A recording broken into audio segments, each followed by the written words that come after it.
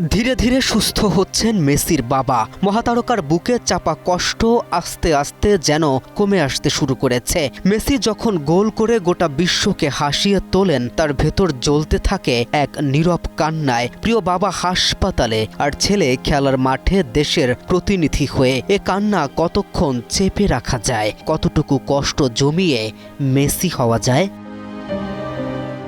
ম্যাচের বয়স তখন মাত্র 17 মিনিট। দূরপাল্লার এক দুর্দান্ত শটে বল জালে জড়িয়ে বিশ্বকাপে নিজের ও আর্জেন্টিনার প্রথম গোলটি করেন লিওনেল মেসি। মুহূর্তেই উল্লাসে ফেটে পড়ে কোটি কোটি সমর্থক। কিন্তু আনন্দের সেই দৃশ্যের মাঝেই টেলিভিশনের ক্যামেরায় ধরা দেয় মেসির কান্না। মেসি তো বিশ্বমঞ্চে আরও গোল করেছেন, তাহলে কেনই বা গোল উদযাপনে অশ্রু ঝরাবেন?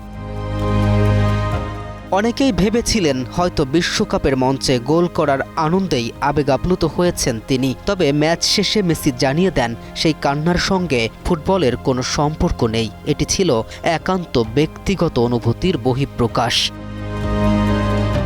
পরে আর্জেন্টাইন সংবাদ মাধ্যম জানায়, অসুস্থ বাবা হোর্হে মেসিকে নিয়েই মানসিক চাপে ছিলেন এই তারকা।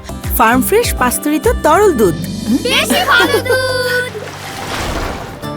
এরপর পরিবারের পক্ষ থেকেও বিষয়টি নিশ্চিত করা হয়। তারা জানায়, হোর্হে মেসি চিকিৎসকদের নিবিড় তত্ত্বাবধানে আছে এবং ধীরে ধীরে সুস্থতার পথে এগোচ্ছে।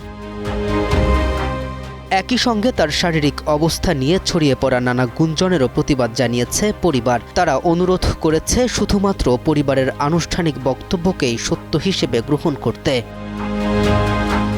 মেসি হয়তো এমনই, এজন্যই তিনি মাঠে নামেন। শত রাতের কান্না জমিয়ে অগণিত দিন হাসেন, কোটি কোটি মানুষকে হাসান।